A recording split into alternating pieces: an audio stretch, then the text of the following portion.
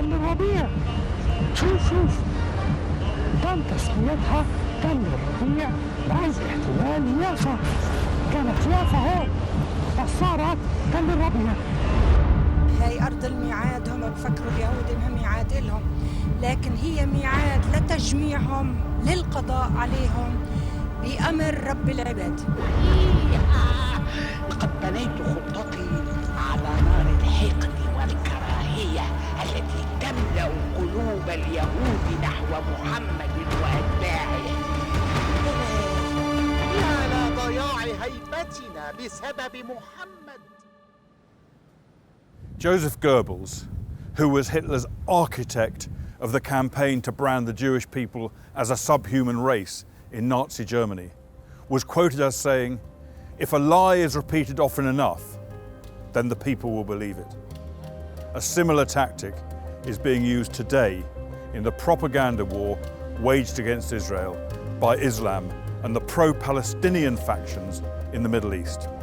لكن نحن في مدارسنا نعلم ما يوليه علينا ديننا وضميرنا، لأن القدس عربية وفلسطين من شمالها لجنوبها من نهرها لبحرها هي عربية فلسطينية إسلامية وستبقى كذلك رغم أنف هذا المحتل اللعين.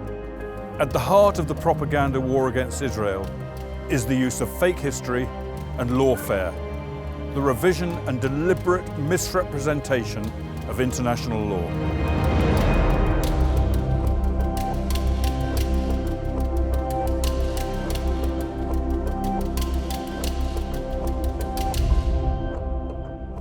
Whose Land is a documentary film looking at the legitimacy of Israel in international law, with a highly qualified group of historians and international lawyers. San Remo, the Villa de Vachon. This is a place where legal rights were given to both the Jewish people and the Arab people. It was the Jewish people that were chosen to be the beneficiaries of a trust, a mandate under the care of the British government in respect to Palestine. San Remo basically adopted the content of the Balfour Declaration, and it was approved by 51 countries, which was then the international community. The international law that governs the settlements relies on the San Remo Conference. That is the basis. That's not been changed. The San Remo Resolution of 1920, its unanimous endorsement by the League of Nations, and the mandate document which incorporated the Balfour Declaration is binding under international law to this day. In formulating legally binding instruments, there was a recognition of the cultural, historic roots of the Jewish people in that land. You see, they are recognizing a pre-existing right and not creating a new right. In other words, the historical rights of the Jewish people to this land were recognized by the great powers at the time, by the equivalent of the UN at the time. Which means that if they can establish that they had a vibrant community in Jerusalem, or in Hebron, or in Shiloh, and in different areas of the Holy Land, they've been given the right to reconstitute these communities. Article 80 of the UN Charter assumes the powers that were given to the League of Nations, so that anything that was decided under the League of Nations, such as the San Remo Resolution, such as the Mandate for Palestine, are still legally binding under the UN Charter. It becomes part of international law. At the same time, we will reveal that the Palestinian claim to any part of the land has no historical basis at all. Of course, there was no Palestinian nation. Salah ad-Din, neither Dar el-Omar had in mind building an Arab-Palestinian nation as they write today in their history.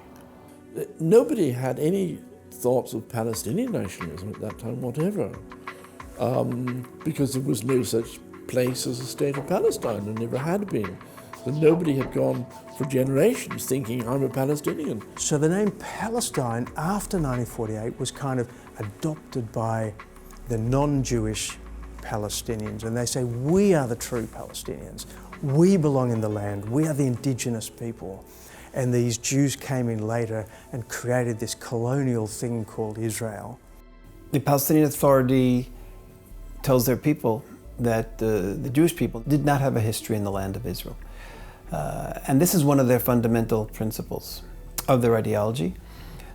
And therefore they claim that there never was a Jewish presence in Jerusalem. An UNESCO resolution that basically says that Jews and Israel do not have any connection to Jerusalem and the Temple Mount is something that should stay in history as the biggest lie. Whose land does not set out to justify the right of Israel to exist. Instead, it simply tells the truth.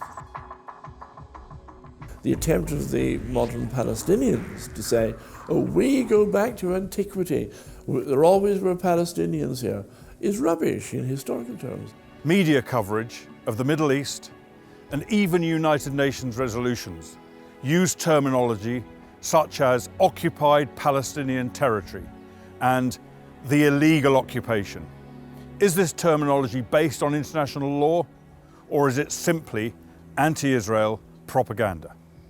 The term Palestinian territories, or occupied Palestinian territories, or OPT, which is used in virtually every General Assembly resolution in the UN, this expression has got absolutely no basis whatsoever. It's utter nonsense. The Arab rejection of Resolution 181 precludes the Arabs from any legal claim they might otherwise have to that territory.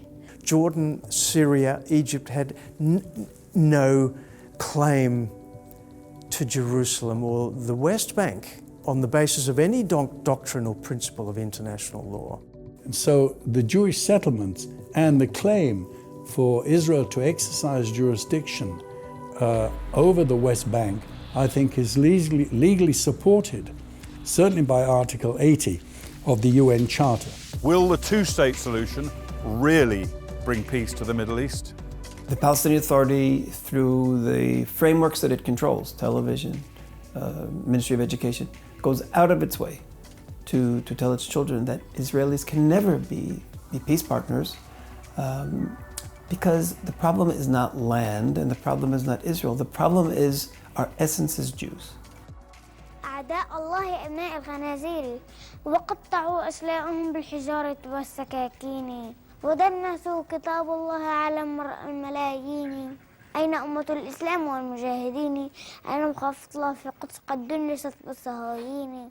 I don't think that there is an interest of the Palestinian leader to solve the conflict. نحيي كل ذرة دم أريقت في سبيل القدس، فهي دماء نظيفة، دماء نقية، دماء في سبيل الله إن شاء الله، وكل شهيد سيكون في الجنة وكل جريح سيكتب له الله الثواب. هذا الأقصى لنا والقيامة لنا، كلها لنا، لا يحق لهم أن يدنسوها بأقدامهم القذرة. I think that the Oslo can be considered as that tragedy for the Palestinian people. In my opinion, the Palestinian Authority or the Palestinian leadership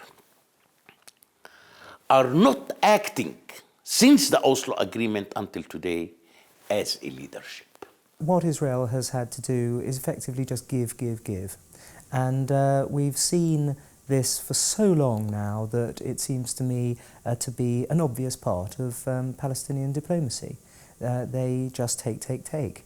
A state needs to be built before it's recognized. And unfortunately, I didn't see neither the Palestinian Authority nor the international community are trying to build a Palestinian state.